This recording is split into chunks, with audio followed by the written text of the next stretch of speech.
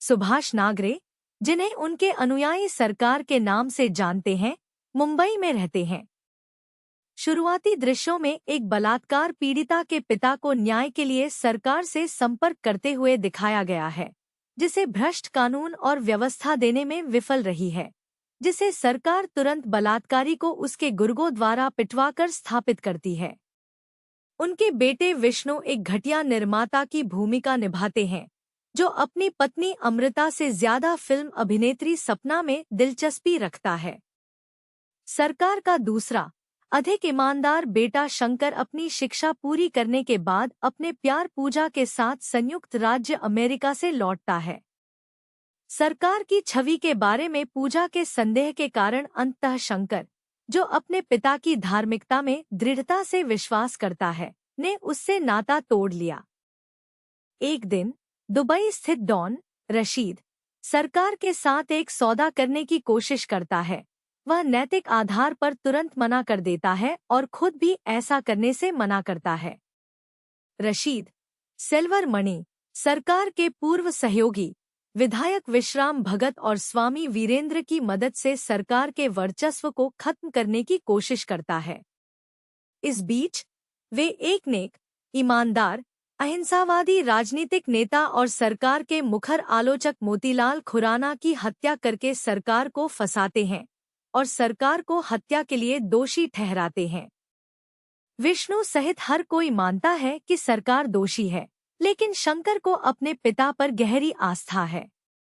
सरकार को गिरफ्तार कर जेल में डाल दिया गया। शंकर ने अब अस्थायी रूप से सरकार का पद संभाला है। जेल में अपने पिता की हत्या की साजिश के बारे में जानने पर वह पुलिस आयुक्त के पास जाता है और उससे अपने पिता के लिए मजबूत सुरक्षा की व्यवस्था करने के लिए कहता है, लेकिन आयुक्त सुरक्षा प्रदान न करने के बजाय शंकर और उसके पिता का मजाक उड़ाता है। शंकर को लगता है कि पुलिस कमिश्नर चाहता है कि सरकार की हत्या हो जाए। सरकार के आदमियों में से एक, शंकर और खान साहब, संभावित हत्या को रोकने के लिए मणि से मदद मांगने की कोशिश करते हैं, लेकिन मणि अंततः उन्हें धोखा देता है जब उसे पता चलता है कि वह रशीद के साथ गठबंधन में है। रशीद शंकर और खान साहब को मारने की तैयारी करता है, लेकिन केवल खान साहब मारा जाता है जब वह शंकर के लिए खुद को बलिदान करने का फैसला करता है।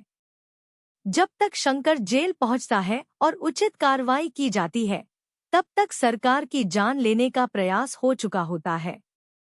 बाद में सरकार को बरी कर दिया गया।